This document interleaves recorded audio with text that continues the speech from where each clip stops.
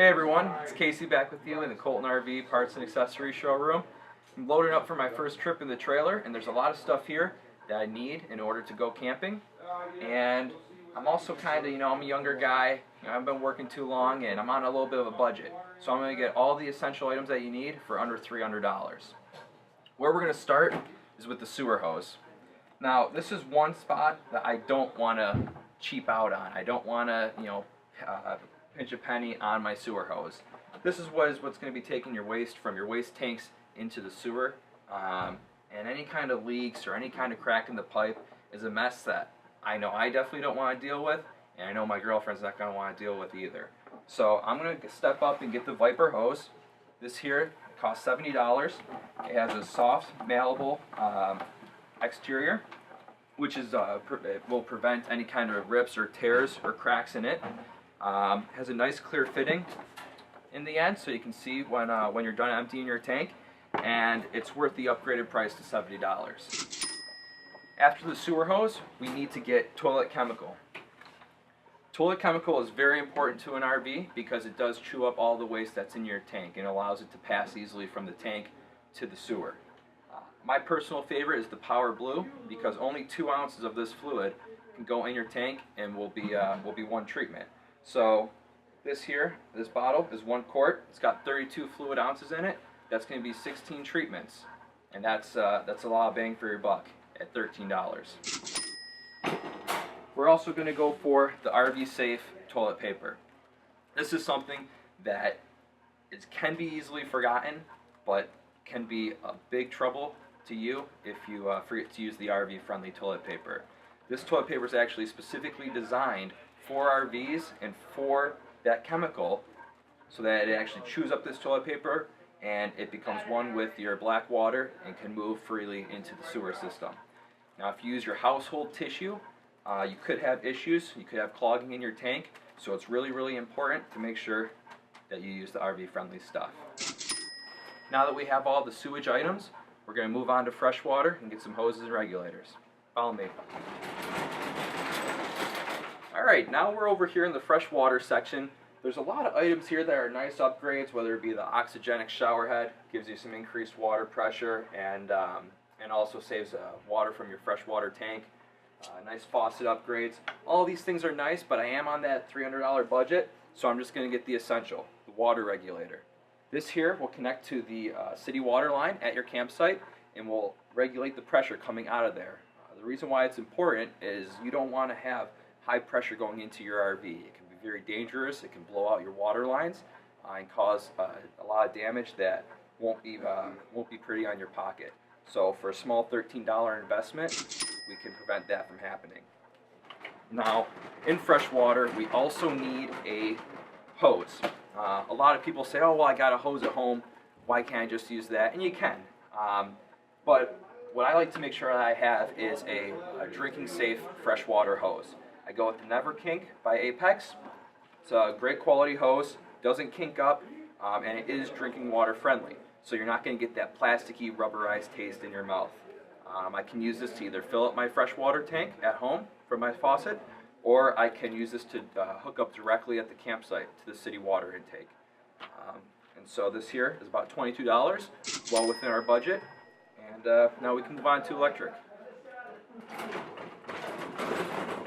So with our sewage products and our freshwater products, we're up to $120 in the cart. And next we're moving on to electricity. The first thing that I'm going to grab is a 30 amp to 15 amp dog bone connector. Now my trailer has a 30 amp short cord coming out of it, which means I can plug into a 30 amp power pedestal. The reason why I want to get a 30 to 15 dog bone is this will take that 30 amp service and bring it down to your basic home outlet, and that way I can plug it in at home, I can turn the lights on, and get the trailer ready to go. I can't run my major appliances off of this, but I can open it up, light it up, and get ready for the trip, whether it be moving in the pots and pans, moving in the sheets, the clothes, anything I need to do to get ready at home, I can do so by plugging into your standard power outlet. That'll run you about $10, so again, we're right within that budget. The next item that I'm going to grab here, it's not necessarily an essential, but for me, it is. It is your surge protector. You know, these trailers that you buy, it's a big investment, and one of the scariest things can be power, electricity. You go to these campgrounds, and you can have 100 campsites with people plugged in, all running their air conditioners, all running their major appliances on the 30 amp service, and there can be spikes in the amperage that's coming through. What the surge protector will do will help protect you against a sudden surge, whether it be a rise or a drop in amperage, and it will prevent any damage to your major appliances or to any of your electrical systems. Electrical systems are a huge cost in the RV, whether it be to diagnose a problem or to replace or repair anything. So by spending $125 on a surge protector, I'm protecting my investment in that trailer.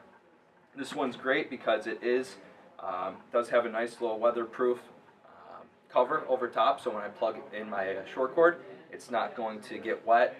Rain's not going to affect it. It has a little dust cover in the bottom as well, so no mud will get up underneath, and it's $125, and again, right inside my budget. Now that we're all set in the electrical section, we're going to move on to the last item that we need, which is going to be something that will help me hitch up and drive away nice and easy. Okay, so with the items that we've gotten so far, I'm sitting at $255. That leaves me $45 more to go within my budget of $300. Lucky enough for me, the Fastway flip foot is right within that budget at $45. Now, this definitely is not a necessity, but it is definitely a convenient item that makes camping a whole lot easier. My Imagine already has the power tongue jack on it, and it does have the LCI jack. Problem with the LCI jack is that it does not have an adjustable foot. So this means that when I'm setting up in my campsite, I have to pull the button down, wait for it to drop, and then it'll get lifted off the back of my truck, and I can unhook. With the flip foot though, I don't have to wait quite as long. My first trip is scheduled for the second week of April. I'm going down to Virginia to see a concert, and it's going to be an 8-hour drive. I'm leaving right after work, so I'm probably due into the campground around 1 o'clock in the morning.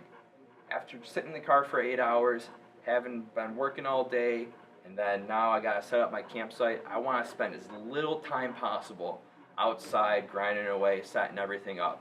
So the flip foot is a great solution to this problem. It's just a foot that sits at the end of your power tongue jack that you can flip down, and it'll take 6 inches away from the amount that your tongue jack has to drop. This will make setting up at the campsite quicker and easier, and I can get in bed faster so I can rest up for all the fun, exciting stuff over the weekend. So we made it to the cash register. I got all my items up here that are essential for my first camping experience, and we do also have some convenience items. I made it within my budget of $300, so we achieved our goal. Now I'm all set. I'm ready for my first trip in 2 weeks to Virginia. I can't wait to see you on the road.